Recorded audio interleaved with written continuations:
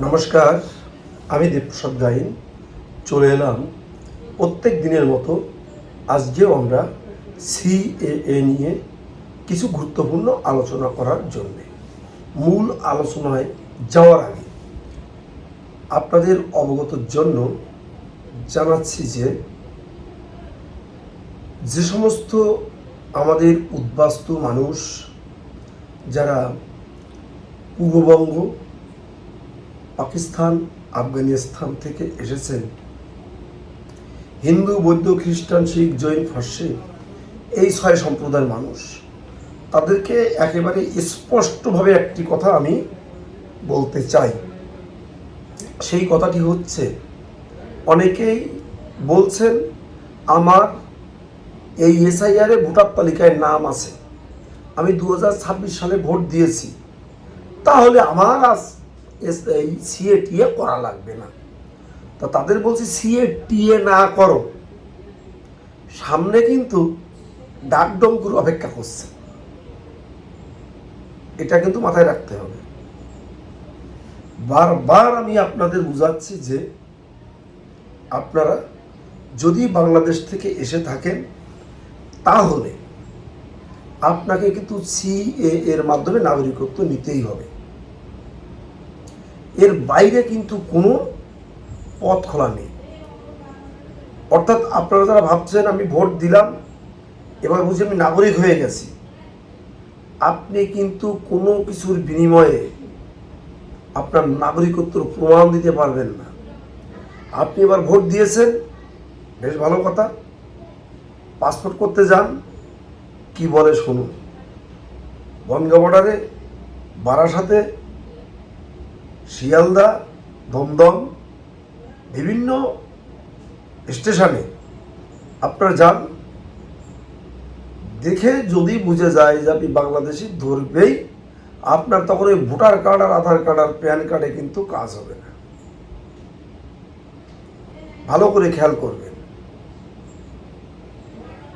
আপনারা অনেকেই ভাবছেন আমি এসে গেছি, 20-20 বছর হয়ে গেছে, আমার ও সমস্ত করা লাগবে না। তা নয়। 1939 সালের 19শে জুলাইয়ের পরে যারা এখানে এসেছেন, প্রত্যেকেই অনুপ্রবেশকারী। এখন সরকার আপনাদের মহা অনুভবতার পরিচয় দিয়েছে যে আপনারা এখানে আর অনুপ্রবেশকারী নন, রিফিউজি, শরণার্থী। আপনাদের 2014 সালের 31শে ডিসেম্বরের ভিতরে যারা এসেছে, তারা সিএএ অর্থাৎ সিটিজেনশিপ অ্যামেন্ডমেন্ট অ্যাক্ট, যে আইন চালু হয়েছে, তার মাধ্যমে আপনারা আবেদন করবেন, করে নাগরিকত্ব নেবেন। আমরা যে এত ঘুলিয়ে ঘুলিয়ে খাই, তা বলতে গেলে সত্যি খুব কষ্ট পাই, সত্যি খুব কষ্ট পাই।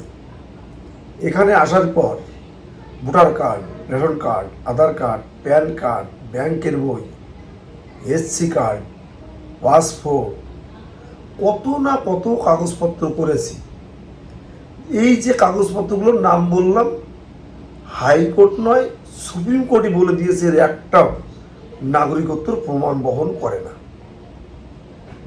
তাহলে নাগরিকত্বের প্রমাণ বহন করে কি নিয়ে? সেটা হচ্ছে সিএ এর মাধ্যমে যদি আপনি নাগরিকত্ব নেন, তাহলে আপনারা নাগরিক হিসাবে থাকতে পারবেন। এই আন্দোলন তো আজকের নয়। এই সিএ বা আমাদের যে ছিল যে আমাদের নিঃস্বার্থে নাগরিকত্ব দিতে হবে, আমরা দিল্লিতেও গেছি, এক সময় আপনাদের মনে আছে, আমরা ব্রিগেড ময়দানেও আমরা এই নাগরিকত্বর দাবিতে আমরা প্রোগ্রাম করেছি। সে বেশ 15-20 বছর আগের কথা। এরকম হয়েছে, 15-16 বছর তো হবে, তার বেশি কম নয়। এরকম অনেকেই আমরা ছুটেছি যে আমাদের নাগরিকত্ব দিতে হবে, কারণ আমরা ভেবেছিলাম, বুঝেছিলাম যে নাগরিকত্ব আমাদের দরকার। ভোটার কার্ড, আধার কার্ড, রেশন কার্ডে তো টাকা পয়সা দিলে, দালালদের দিলে এমনি উঠে যায়। একদম ক্যামেরায় বলছি, এ সমস্ত তো দালাল দিয়েই করা।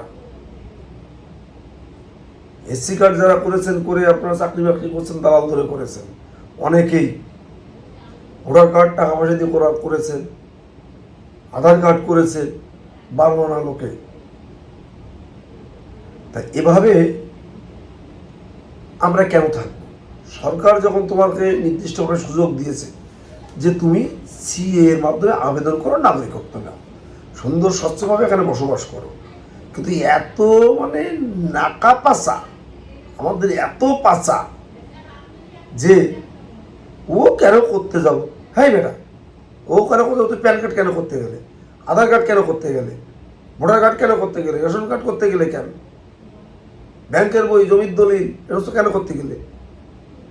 যেটা তোমার দরকার সেটা না করে তুমি হাট্টিবাটিম বাজাচ্ছ। হ্যাঁ, আগে দরকার তোমার নাগরিকত্ব, সেই নাগরিকত্বটা নাও, তারপর ভারতের যখন নাগরিক তুমি হয়ে যাবে, একজন ভারতবাসী হিসাবে যা যা সুযোগ সুবিধা আছে সরকারের, সবগুলো তুমি তখন গ্রহণ করতে পারবে। মানে কানের ভিতরে জল ঢুকাই দিলেও যায় না, এত বড় একটা মানে আমাদের মাথা মোটা। আমরা বলতে বলতে বলতে বলতে গলা শেষ হয়ে গেছে, তারপরেও এদের ঘুম ভাঙে না। আজকে 3 বছর ধরে চিল্লাচ্ছি, তারপরে ঘুম ভাঙেনি। যখন আপনারা এই এনপিআরে বাছাই হবেন, এনআরসিতে ধরা খাবেন, সার্টিফিকেট নিলেন না, আমি বলে দিচ্ছি, এই এখন এনআরপি আর এনআরসি এই কথা দুটো শুনতে পাচ্ছ, যে এনআরপি এনআরসি শুনতে পাচ্ছ। এরপরে আরও একটা ভাষা আমি আপনাদের সামনে তুলে ধরছি, সেই ভাষাটির নাম ওয়ার্ক পারমিট। নাগরিকত্ব নেওয়ার দরকার নেই, ওয়ার্ক পারমিট নিয়ে ছেলে মেয়ে নিয়ে এখানে থাকা লাগবে। সেদিন কিন্তু সামনে আসবে। আজকে যদি নাগরিকত্ব না নাও, এখানে ওয়ার্ক পারমিট নিয়ে থাকতে হবে, ভোটাধিকারও থাকবে না। আপনি এখানে কাজকর্ম করে খাবেন, সেই জন্য আমরা থাকতে দেবে, জায়গা জমি কিনেও থাকতে পারবেন, অসুবিধা নেই। কিন্তু ওই নাগরিকত্ব এবং ভোটাধিকার কোনো দিনও আসবে না যে একবার ওয়ার্ক পারমিট যখন আপনাদের করে দেবে, তখন বুঝতে পারবেন ঠেলা। এটা আমি বলে রাখলাম, আজকে লিখে রাখেন, আনার কথা বাসি হলে ফলে।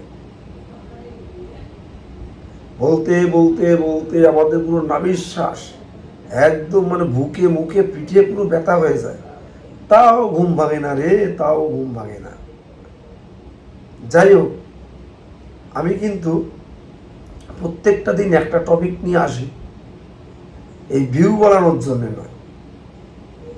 অন্তত আমি মনে করি যে এক একটা ভিডিও 2000, 3000, 4000, 5000 যে সমস্ত মানুষ দেখে, তার ভিতরে যদি 5 জন লোক যদি সিএ এটা করে, তার এলাকায় যে কোনো জায়গায় করুক না কেন, তাহলে সেই 5 জনের জন্য আমি কিছু করতে পারলাম সারাদিনে, এটাই আমার পুঁজি। দেখুন, সিএ করতে গেলে এমন কোনো কিছু কঠিন কোনো পন্থা নয়, কঠিন কিছু নয়। সিএ করতে গেলে আপনার লাগে 2014 সালের 31শে ডিসেম্বরের ভিতরে এসেছেন, তার একটা প্রমাণপত্র, Aadhaar card, voter card, ration card, PAN card, ব্যাংকের বই, জমির দলিল ইত্যাদি ইত্যাদি। আর আর লাগে 4টে কোর্ট নটারি, একটি ধর্মীয় সার্টিফিকেট। বাংলাদেশ থেকে কি লাগে? বাংলাদেশ থেকে লাগে হয় নিজের বার্থ সার্টিফিকেট বা জমির দলিল, জমির পর্চা, স্কুলের সার্টিফিকেট, নিজের না থাকলে নিজের বাবার, বাবার না থাকলে ঠাকুর দাদার, তার হলে মায়ের বা মায়ের বাবার। এই রকম একটি রিলেশন আছে, আপনার কাগজের সাথে মিলাতে পারবেন। দেখিয়ে আপনি বাংলাদেশের থেকে কোনো একটা ডকুমেন্টস নিয়ে আসবেন, সেটাই কিন্তু দিয়ে আপনারা সিএতে আবেদন করতে পারবেন। এই কথাগুলো কিন্তু আমি প্রত্যেক দিন বলি। আপনারা শুধু এই পশ্চিমবঙ্গে নয়, পশ্চিমবঙ্গের জেলাগুলোতে নয়, আপনারা ভারতবর্ষের যে কোনো রাজ্য থেকে আমাকে ফোন করবেন, আমি এখানে বসেই আপনাদের সিএতে আবেদন করার সহযোগিতা করে দেব। পশ্চিমবঙ্গের যে কোনো জেলা থেকে আপনারা ফোন করবেন, আপনার জেলাতে কে কোথায় আবেদন করে দিচ্ছে, আমি আপনাদের সে সংবাদটুকু দিয়ে দিতে পারব, আশা করি। আর যদি কেউ মনে করেন যে না আপনি ওখানে করবেন না, আমাদের এখানে করবেন, চলে আসবেন, আমরা আপনাদের সিএতে আবেদন করে দেব। তারা 2014 সালের পরে এসেছেন, তাদেরকেও বলবো আপনাদের জন্য একটা পথ খোলা আছে, আপনারা ফাইল করে রাখবেন, তার একটা সুন্দর পথ পন্থা আছে। তো যাই হোক, আপনারা যারা প্রতিবেদন দেখছেন তারা আমার ফোন নাম্বারটা লিখে নিন। আমার ফোন নাম্বার 9804682324। তো শহর, বন্দর, গ্রাম, গঞ্জে যে সমস্ত শ্রোতা, বন্ধু, দর্শক প্রত্যেক দিন আমার এই প্রতিবেদন দেখো, প্রত্যেককেই বলবো আমার এই চ্যানেলটিকে সাবস্ক্রাইব করে দিও এবং এই চ্যানেলের বক্তব্য শেয়ার করে দেশ ও দেশের বাইরের লোককে দেখার সুযোগ করে দিও। তো সবাই সুস্থ থেকো, ভালো থেকো, সুন্দর থেকো, এই কামনায় আজকের মতো সবার কাছ থেকে আমি বিদায় নেব। তার আগে আমার বয়োজ্যেষ্ঠ যে সমস্ত আমার যারা আছেন তাদের জন্য রইল আমার প্রণাম।